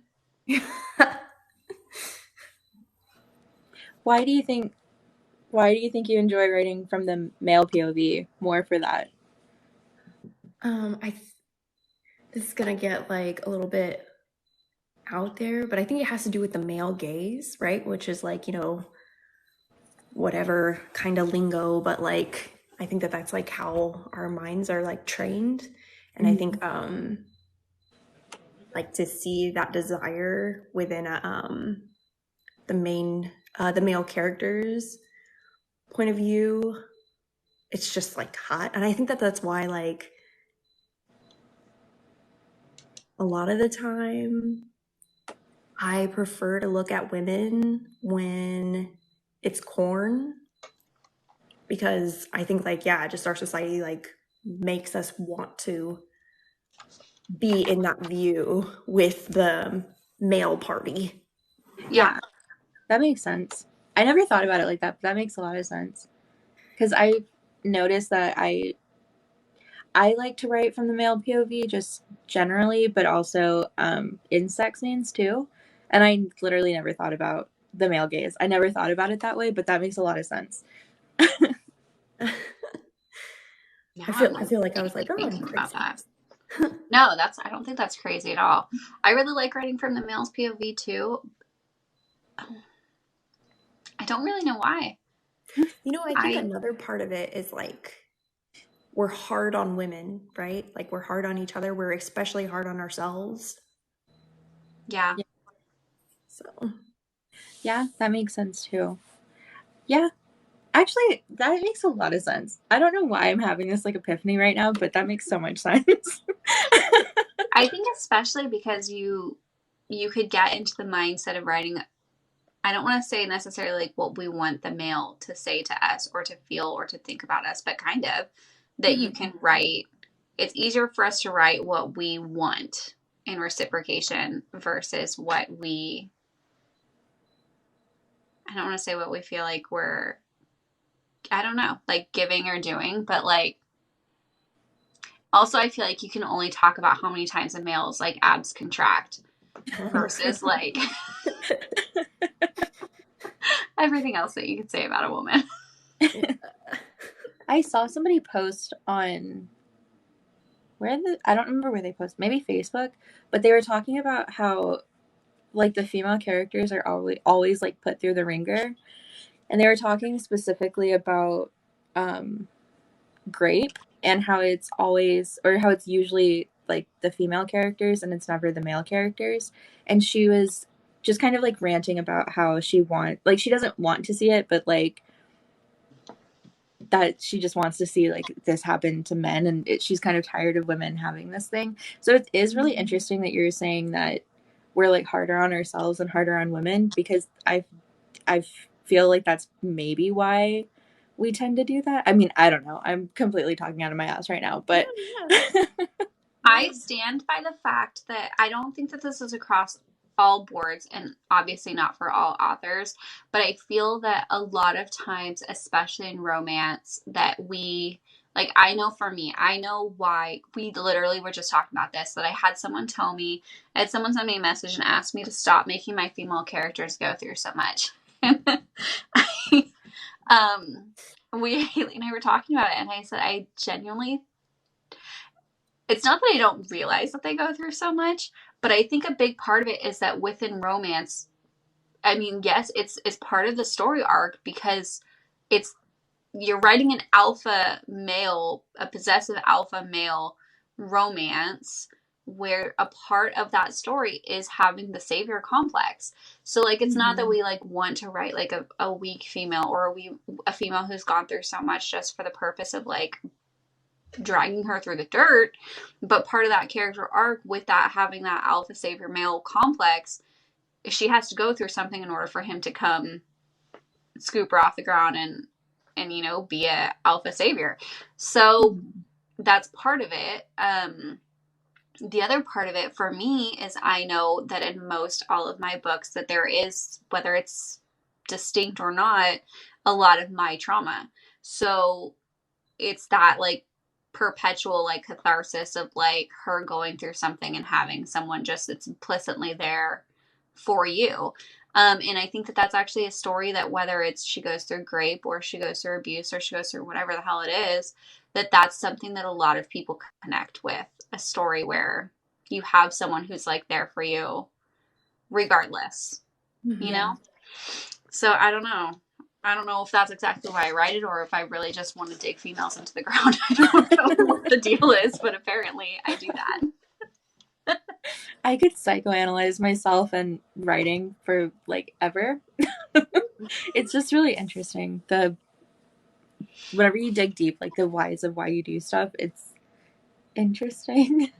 Do you feel like a lot of you like to make them suffer? It's possible. I don't know. I don't have anything against women, but also relatability to it, whether it's my own trauma or not that comes out in the stories. It's easier for me to write a female. I have definitely noticed that it's easier for me to write a female who, I don't want to say weak, but has like those tendencies where she's got issues, whether it's mental, physical, trauma, whatever it may be. It's easier for me to write those characters than it is for me to write a completely like strong woman. And I think that it's because mentally, like that's just not where I am yet. Like I don't have those experiences yet. It's more difficult. Yeah. It's hard to like connect with that kind of character for me. Like one that's Yeah.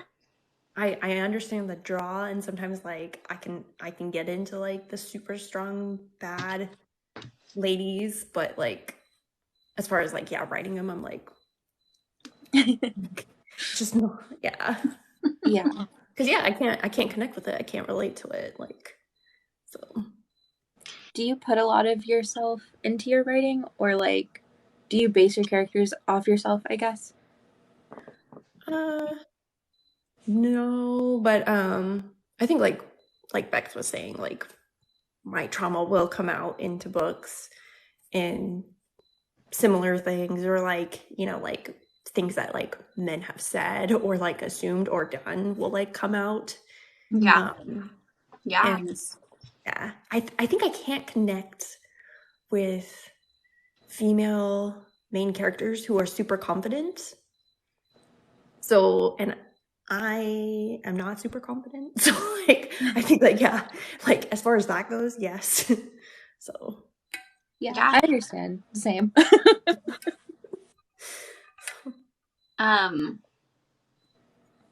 Thank you, Caitlin. If you were talking to me, I don't know. I saw my name. Thank you from all of us. I'm sure we all have relatable FMCs. Book behavior, is that one of your guys' readers? Hi, thank you. I'm not sure who you're asking. All of us, any of us, Audrey. All three of us write similar and yet very different things. Yeah. I think that like pretty much every single book that I've written, there is a small part of me. Even like I have like my trichotomy in New York, she's my like, I don't know, she's my stronger character, but she's still freaking like impulsive and chaotic. Whereas like with her, it's her exploration with kink. And like for me, that's a piece of me. Like I have other ones where it's like they're very distinctly my trauma. And it's interesting because when I wrote them, I did not set out to write me in them whatsoever. And then I would read it back and be like, oops.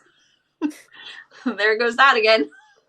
I have one of my characters is like my only real like strong female character, and I'm using that super loosely, Heather.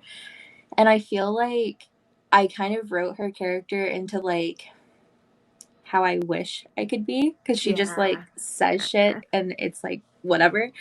And she's just like overly confident, overly just like whatever.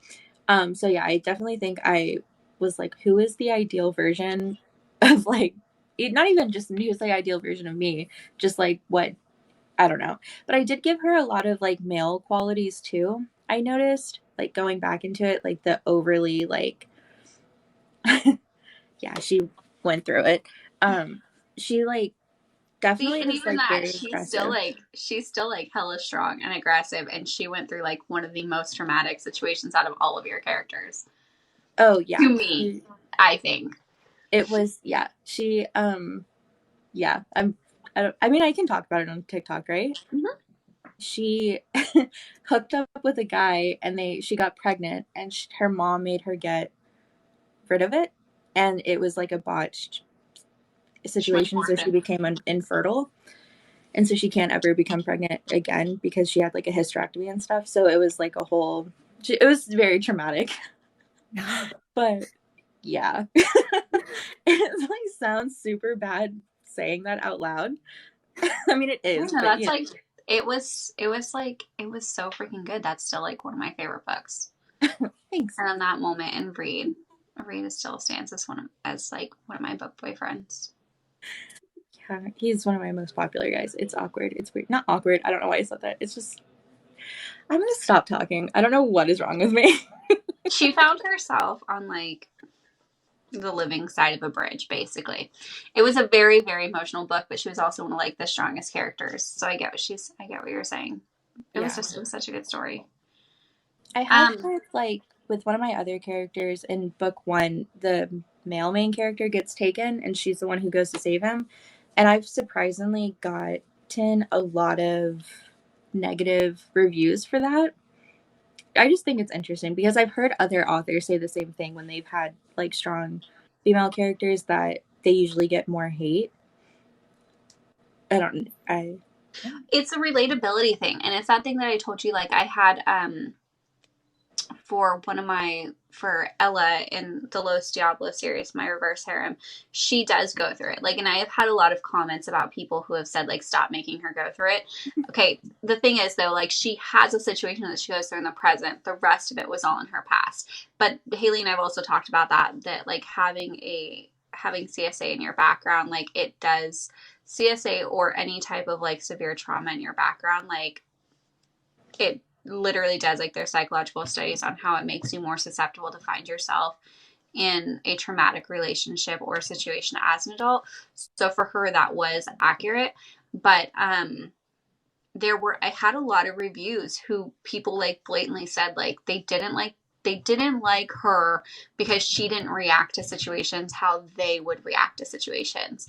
And I think that it's such an interesting thing, because that's where you have to pull yourself out as a reader and just realize, like, it's a fictional story, but just because that's not how you'd react, chances are that's because that's not how you were raised. That doesn't mean that way that person reacts is incorrectly. And that's something I've learned as both a reader and an author. Like, for her, she reacts emotionally to things, but she also suffers with depression, so she tends to, like, shut down. That's 100% me. I'm not like a person who, like, ever, like, lashes out about things, but that doesn't mean that people who are or have that, like, fierceness behind them, you know, are doing something incorrect. It's I'm Maverick. Yeah, I don't know. It's trauma is never perceived the same way by two people. I just looked back at our comments. We are, like, verging. I know we're going to be out of here at 8:00 for Pacific Standard Time. But so we had a question about what type of books all three of us write. Audrey, do you want to go first? Do you have, like, a little synopsis of what type you typically delve into? So my books have evolved over the years, but I feel like now I write dark and schminky books with main male characters that are never redeemable. Like, that's what I prefer. Like, I want them to stay bad and just continue to be bad, and I don't want you to feel, I want the reader to feel uncomfortable that they love this character. Yeah. So that's how I would sum up my books. That's honestly what I really loved. I read Crawl. Like, I think that was my first book that I read of yours. And like, that's what I really loved, was that, like, I mean, I could justify it in my head completely. Like, I really loved him, though. Yeah, but, like, that's the thing, is, like, I got some negative reviews that were like, well, usually in dark romances, the serial killer only kills, unalives, bad people, and this guy was going after innocent people. And I'm like, I put in the blurb, I put in the trigger warning that none of the characters were redeemable. Yeah. So that's definitely what Twine keeps him in his truck. I think, like, that's yeah, I don't know.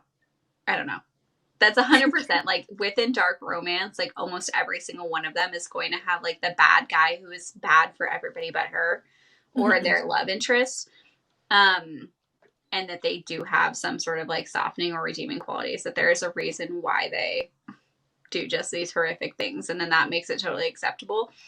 And I think that's just so that it lays everything in a nice, neat package at the end, so that you feel okay for being attracted to just the chaos that they, like, reaped. Like, Yeah. And then books like that where like they're not redeemable. It's because it literally makes you uncomfortable. It leaves you uncomfortable. It never gets better as far as like your discomfort level, but then you're still like happy and turned on and love them.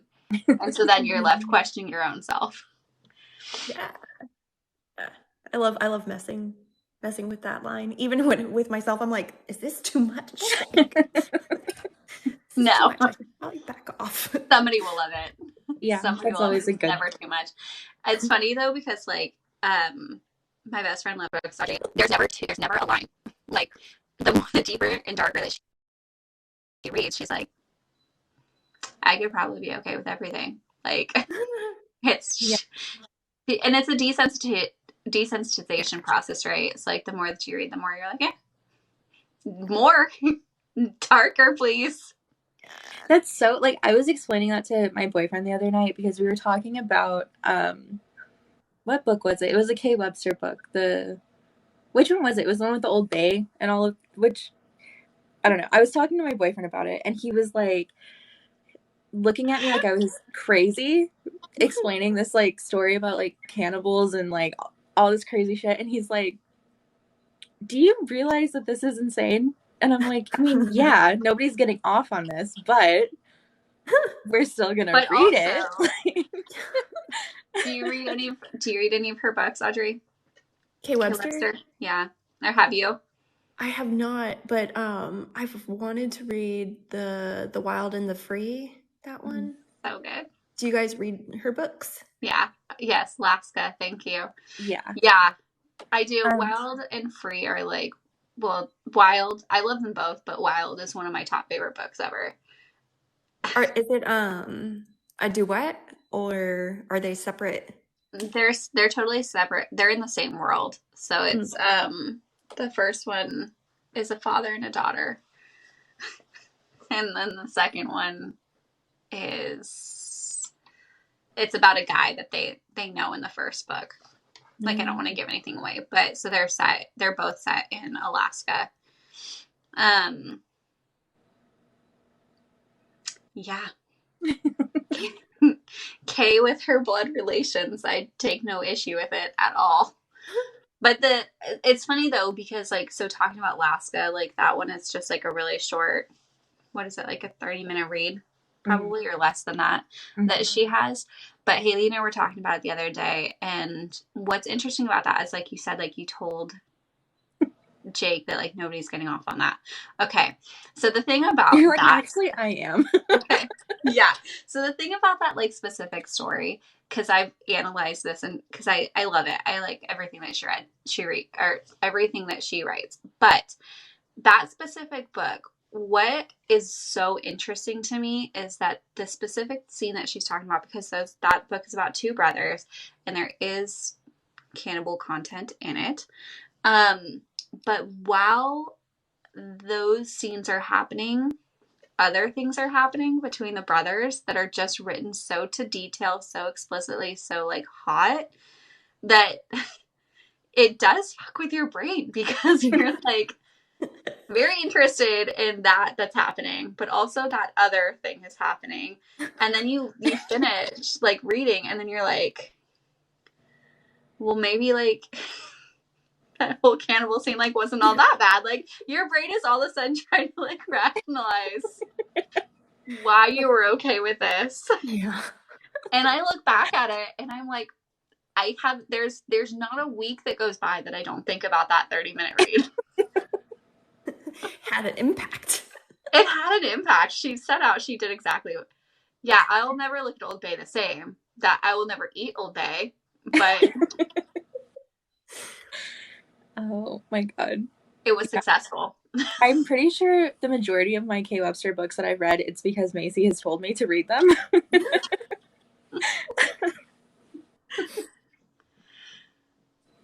Old Bay, Stop. Yeah, I don't know. It's the same thing with The Wild. Like, again, I don't want to give anything away, especially if you're going to read it, Audrey, but like, I think that, like, there's something that happens at the end of The Wild that changes, like, your perception of the book. and it's funny because I've told people, like, because I love the book so much, I'll continue to read it. It's as a refresher, like, annually. But it what she did at the end, I think, was completely for the sake of her readers' minds, to like make them not have that Old Bay situation where you're like, what is wrong with me? Like, I'm totally into this. Like, it settled something. And I wish that she wouldn't have settled something. I wish she totally would have like left it with that, like, oh, what's wrong with me? Yeah. Those are always like the best books though, where you like walk away. I mean, you've said this before with like the post-nut clarity, and you're like, what? What? But like, you're like into it. Post-nut clarity is totally accurate. We've talked about, because I mean, Haley and I talk about everything, but like, I mean, this is Kink Week, we can talk about it. But that, like, if you were subjecting yourself to some kind of content in order to self-care, is that right? Am I sounding accurate? Self-care. I love that. Self-care. Whether you be watching whatever you're consuming or reading it or whatever, that your brain like has this ability to rationalize and justify whatever is working for you in that moment. Mm-hmm. And then all of a sudden you finish with your self-care and you have post-nut clarity where you're like, what the fuck was that? How did I wind up on that? Like, what did I just do? Like, Oh yeah. you definitely So take many that to the grave. Like, so many showers. I don't know. I don't know. Never mind. Never mind. You just say you need to take something to the grave. Yeah, I mean, like, there's some stuff that you like read or watch and stuff, and you're like, am I okay? Like, do I need help? Do I need help? Like, it's definitely like an internal conversation I've had with myself before, but it's fine. Like, It's totally anyways. fine. It's totally fine. Just Yeah, so. But it's the book scenes, right, that get you like that. The book scenes where you're just like, you're reading one-handed and then things take a turn, an Old Bay turn, and you're like still here for it. You're still so here for it. No one is okay. No one is okay. Nobody is okay. No. And then now all of a sudden every single week you're thinking about Old Bay. It's fine. It's fine. It was great. We love it. To be like totally clear, I haven't read that one. I just have heard the synopsis and like what it's about a million times. And I don't think I can read it just based on like everyone's reactions. Yes, you can. I don't know. I mean, I can. It's 30 minutes of your life. Yeah. I'll let you know. Both of you, all of you, everybody involved has homework. Yeah. That's what I was thinking. It's like next up on my TBR. I'm reading that Yolanda Olson like I Saga book, 8 Days of Salvation right now. How is that? I really like it. I really like it. It's horrifying, but I love it. So. But yeah, that post-nut clarity comes in real awkwardly. Like, did I just do that? Okay. I'm gonna put this book down for a day and I'll come back to it tomorrow. Am I really into this? But like, okay, I am. It's fine. It's too late. It's too late to question it. We're already done. It's already happened. That door is open. It's like wide open now. There's no going back. You gotta see it through. Right? That's how we just like find all of our kinks, right? Like, you find something that you're like, okay, so It's funny because we talked about this last time when we were talking to Misty, and I didn't out myself. And then after I was talking to Haley again, she was like, you totally could have outed yourself. It's fine. Like without actually saying, I don't want to actually say what book it was, but we were talking about this exact thing last time. And there was something that in my mind that I thought was going to be a hard limit, and not that I would ever kink shame it. It's just not something I personally would love to like consume in my habitat. Although maybe, I don't know, who knows. But I was reading a book where like one, it was a father and daughter, and for some god awful reason, like that's not my hard limit at all. I consume that regularly, like, but it was a father and a daughter, and like they were doing their thing. Christ have mercy, whatever. And he was coming in through like the south premises. And it was all great. And then like he finished, and then he evacuated her premises and came in like the next door premises, and then like relieved himself. Did all of that make sense? Am I talking like too much code? Do I sound like a Navy SEAL right now? Like back door to front door, and the front door, like he turned the hose on. Yes. Like a golden hose or yes. like a creamy hose? So it was a creamy hose in the back door and a golden hose in the front door. Like one after another.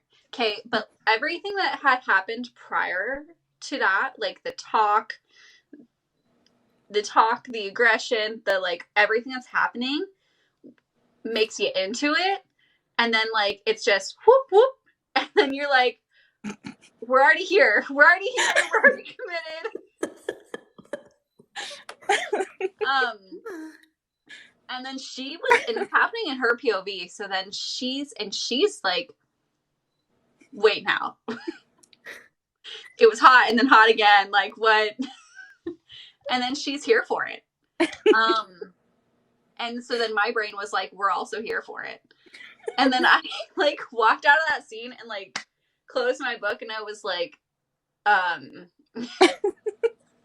don't know where we go from here. I don't know how we move on from this. But then like I still think about that scene again weekly. Yeah. And I'm like, yeah, okay. Yeah. We can read more of that.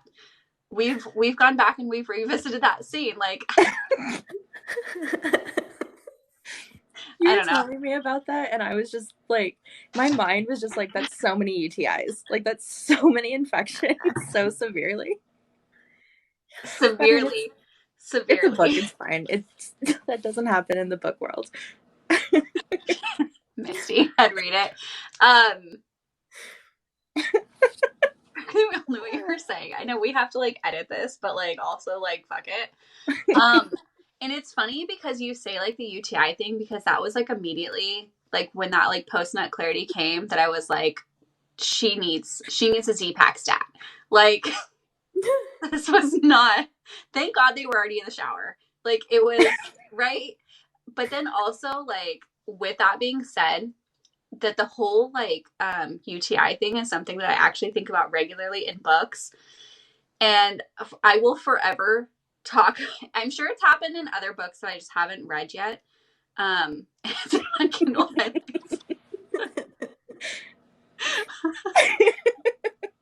know it's funny because like the last time we were doing live, I was talking about the book with the human and dog. No. And then so many people left that live and were like, yeah, I'm reading that immediately. And apparently I'm just now going to get you guys to read. This was do I drop the title? I'm not talking bad about it. I loved it. It was a Seven Rue book. And I can't. I was going to say Seven Rue has stuff like that. Yes. Have you read any of her books? No, but I like buy them. I like buy so many books and then like don't get around to reading them, because I know that she has a lot of golden stuff in like 56, and then but I don't think 56 is family stuff, This right? one, okay, I now I'm don't gonna pull think up her so. website really quick because I need to know because I totally forgot. When I bought that book, it was like she had some sort of a bundle and I bought like just a ton of them. Was I it think the Raw? only one of hers that I've read was, I can never say this word correctly, depravity. I've never been able to say that word correctly. But that one was wild. It was like family relations, but it was like uncle, nephew, father, daughter, and then cousins all in the same book. It was a lot. It was a lot. This one, okay, that one was Comatose. Comatose. It was oh shit. It was either Comatose or The Harbor. Oh, Comatose. It says literally right there, dad daughter, by Seven Rue. And that one, what I will say though, that it was really good, but I also like had a hard time keeping up with like all the rest of the content of it because like was she awake? Was she not? Was this real? Was it not? Like what pieces of it? It was one of those that I was just like in between like the shower and the golden shower and then the mom is laying next to them while this is happening. Like there was just so many things that I was just like, I don't know what's happening, but we're here for it. Yeah, I don't know, but it's funny though because like about the UTI thing that I read Lessons in Sin, right? Pam Goodwin.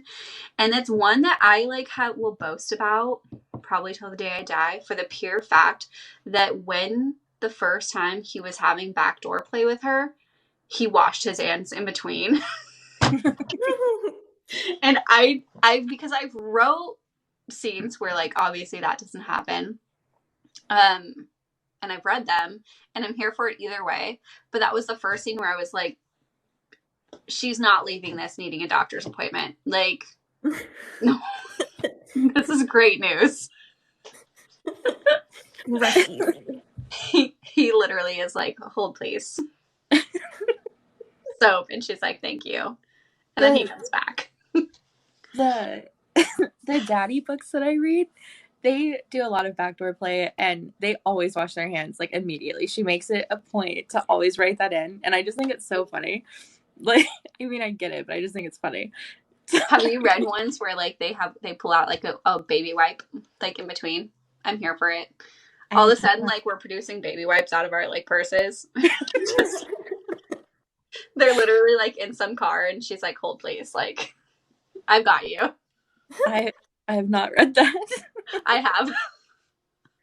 I had my one sex scene where it was like male, female, and it was pegging, but like one boyfriend was like preparing the other boyfriend for her, and he had just happened to conveniently like place wet washcloths next to them on the bed, like.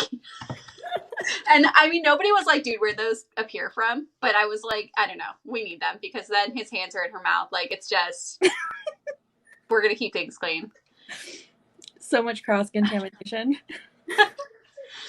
Audrey, I know you said you had to get out of here by 10. What is it, 10 o'clock your time, or is it later for you? Is it 11? Yeah. Oh, I'm sorry. I'm sorry. This is so much fun. Thank you for having me. Thank you so much for staying and hanging out with us. I can't wait to watch more of your guys' lives because this was a blast and I got to watch the last one. So thank you. Yeah, we'll definitely do it some more. I don't know. I think you can just pop off too. Haley, do you want to stick around for a little bit or do you want to go?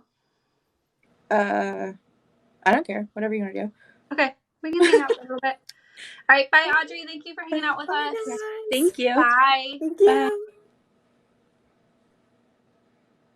Hi. Oh, are we staying on? We can stay on for a few more minutes. I think a few people just popped on. I'm trying to read these comments back really quick. Am I gonna have like post-nut clarity where we like, huh? Did you see Misty's comment that it needs to bother her? My editor always wants me to write in washing. So it doesn't bother me. I mean, it's too. I mean, it. Oh my gosh. I think if Macy's still in here, I know she's called me the queen of no cleanup before. Like, My characters just like finish wherever, whenever, and there's like no cleanup. Everybody just immediately passes out covered in so many different fluids. They're like filled, they're covered. It's a lot of fluids. There's literally like jizz on the ceiling dripping down on them. We're all just napping. The bed is just like soaked in water. I try to think about it all the time. They just live in the finish. They just live there. That's just who they are. Nobody ever has UTIs. No. The next book I write, she's immediately getting multiple UTIs. She's just... Oh my god. She never pees afterwards, and she's getting... I don't recall a single shower. There's really not. I mean, it happens between scenes. That's what I'm saying. I mean, we don't have to write in everything. It's also, if you guys think about it, I cannot think of like a single book where like the FMC ever takes a poo. So, oh, my daddy books, they do. Layla writes it all. Layla writes it all. I mean, that's not a bad thing. Like, haven't you had, yeah, you have to read between the lines. I mean, I think that I specifically like label in my scenes that like, like if it's her, like she's taking care of business. But, right. Yeah, I've made Macy start reading my daddy's books. And I am eternally grateful for it. I have someone to freak out about these books with now. I'm still determined to read one. You have to. I will look past the third POV and I will read them. Just read her Reverse Harem series. She has a new RH book coming out this month. You like all the daddies. So many daddies. So many daddies. I think it's hilarious though that like there are just certain things that are going to be skipped in books, but like talking about like the number 2 thing, like that most books don't have them. And I always laugh whenever someone is like kept in some sort of a cell or like torture situation where they've been kidnapped and like they're just never using the restroom. Like yeah, there's nothing in the corner. We're just holding it for 3 weeks. It's fine. The daddies are like, nothing is between us. They really are, though. Like, they get mad if she shuts the bathroom door. They just want it open at all times. Nothing is between us, not even a door. And she's like, I literally have to go to the bathroom. He's like, it's fine. Like, yeah, he'll like literally go just like stand with her. And it's fine. I'm into it. It's fine. In real life, I would never, but like, for the context of the books, it's fine. In real life, you're like, that doesn't even exist. Yeah.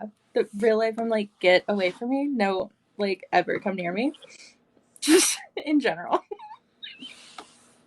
Just in general. There's not enough bedrooms in this house. There's not enough space between us. Oh my gosh. That was hilarious. It's funny because, like, I don't know what it is that I get verbal diarrhea that, like, talk about post-nut clarity. As soon as we close out of this live, I'm going to be like, I cannot believe I just admitted to any of those things. Same.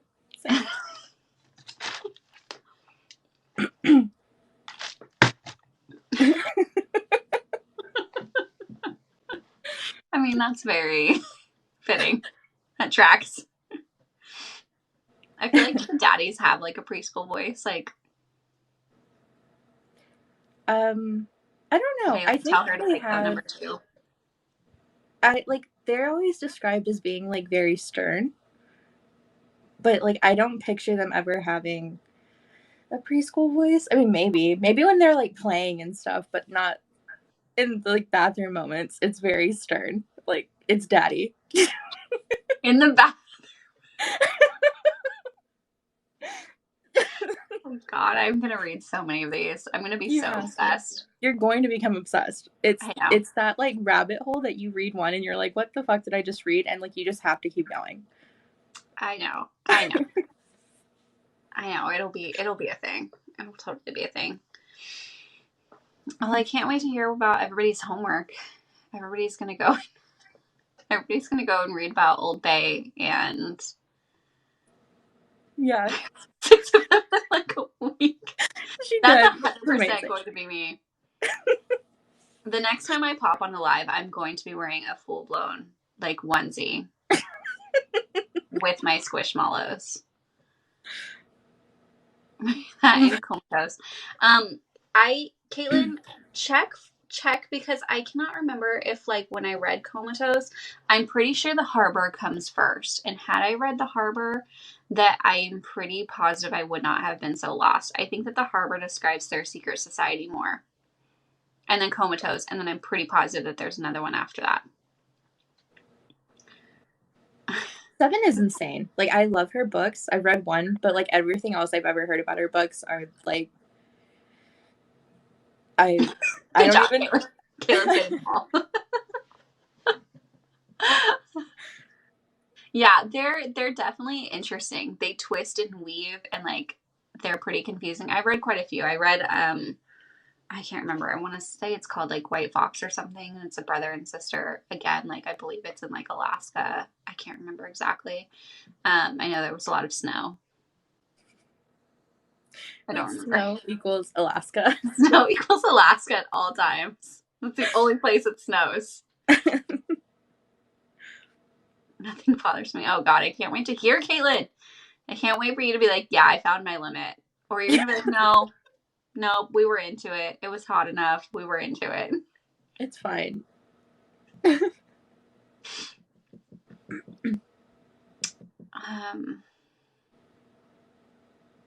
Alaska does the most. It really does. Yeah, Old Bay was definitely that was a thing. That was a whole experience. There was literally 15 minutes of like, what is this? But I literally stayed until the very end and then walked out and was like, we should read it again. Did you read Piggy? I can't remember if we've talked about this or not. I haven't.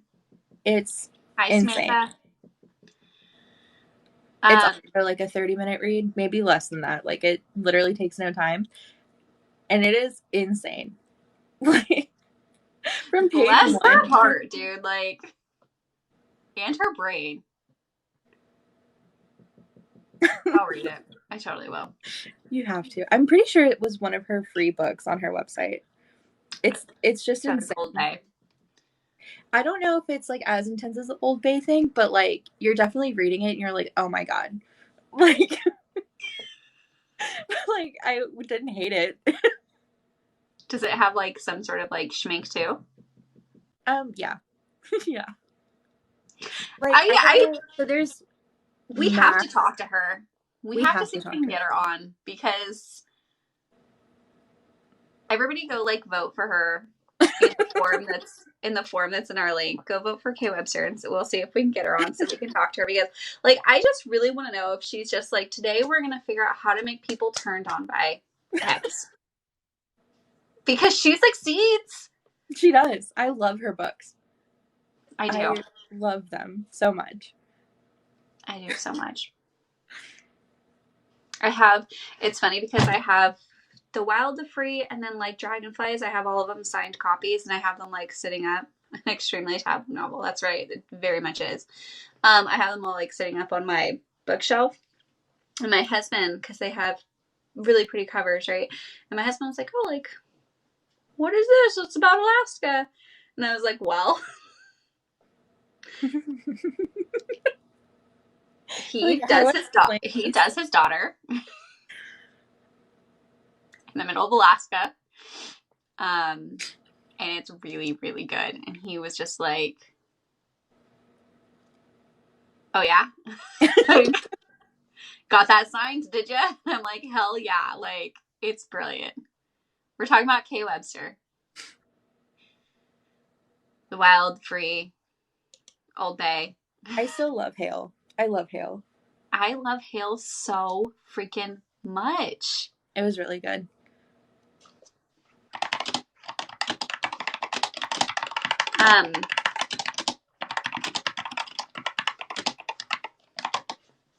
Yeah, it was really, really good. Huh? your keyboard, it's like click, click, click, click, click, click, click. It's very clicky. Sorry, my husband kept messaging me. No, you're good. Her taboo books, yeah, I need to. Sam, have you read any of her books? Her MC series is really good too. Yeah. I swear we're totally gonna get her on here. We have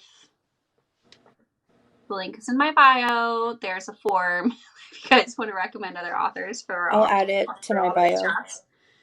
I'll add it to my bio like right after we get off. I forgot to add it the other day. Okay. Yeah, that we need. Totally need to hang out with Kay. I just have so many questions. All right, I think it's slowing down. Do you want to hang up for the night?